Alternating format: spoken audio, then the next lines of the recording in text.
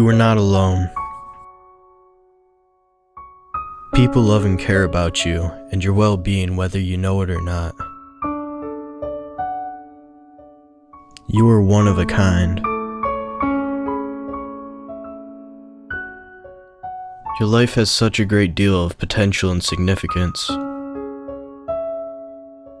This word has so much meaning. For me, every time I hear it, it feels like a chill through my body and a shot to my chest.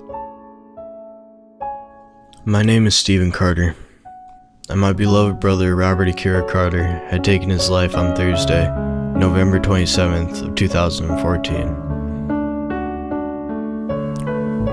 There hasn't been a day that I haven't thought about him or what I could have done to prevent what happened. I have experienced many feelings since the incident, including guilt, blame, depression. There have even been times where I couldn't believe it had happened to him. I have been at rock bottom, where I didn't feel as if life was enjoyable anymore. It felt as if there was a cloud constantly hanging over my head. Days just felt dull and dragged out.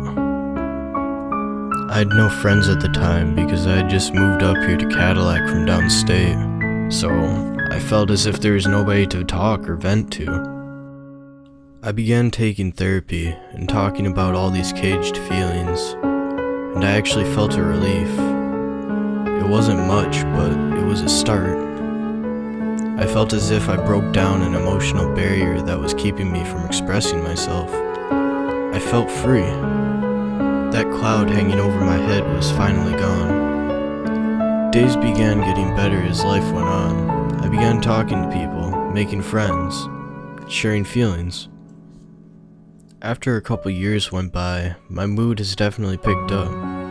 I feel happy once again. I try to look at the situation differently now. I believe he is at peace, and I'm living life for him now. Although I can't change the past, I want to be there for anyone that needs someone for talking or venting to, or at the least, let them know and show them that there are caring people to reach out to. Such as your parents or siblings. They always have an open ear to listen about how you feel or what's on your mind. What does someone suicidal look like?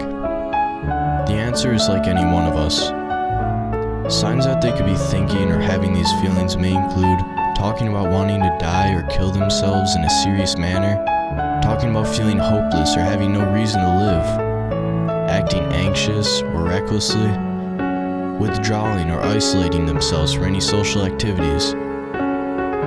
Reasons for thinking, attempting, or committing these actions. There are many reasons for suicide, including depression, bullying, addiction, illness, such as mental or physical, PTSD, and the list goes on. Be aware. Asking someone if they are suicidal will not cause them to do it. Suicide is preventable. Dare to ask the question. Suicide is the second leading cause of death for young adults. 80% of suicide deaths are among men, and women attempt suicide 3 times more often than men do. Most suicides stem from wanting the unbearable pain to stop. Impulsivity, especially among youth, is increasingly linked to suicidal behavior. Healing. For every suicide, there are at least 6 survivors who are immediately affected. If you have lost someone to suicide, the first thing you need to know is that you are not alone. Lean into your grief. You can't go around it, over it, nor under it. You have to go right through it to be well again. You had no choice and no control over the suicide, but you do have a choice to survive it. Survivors of suicide need healing helpers who will absorb their guilt, shame, and stigma for as long as it's needed. It may not be helpful to compare yourself with other survivors of suicide. No 2 people grieve the same. The National Suicide Prevention Hotline, if needed, is 1-800-273-TALK.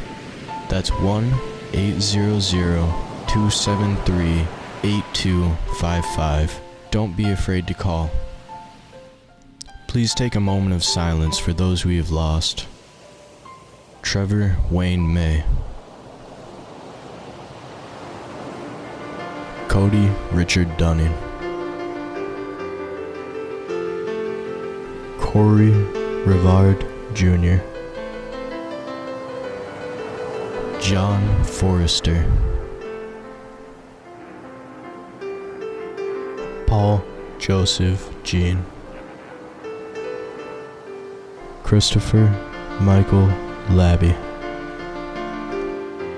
Robert Akira Carter.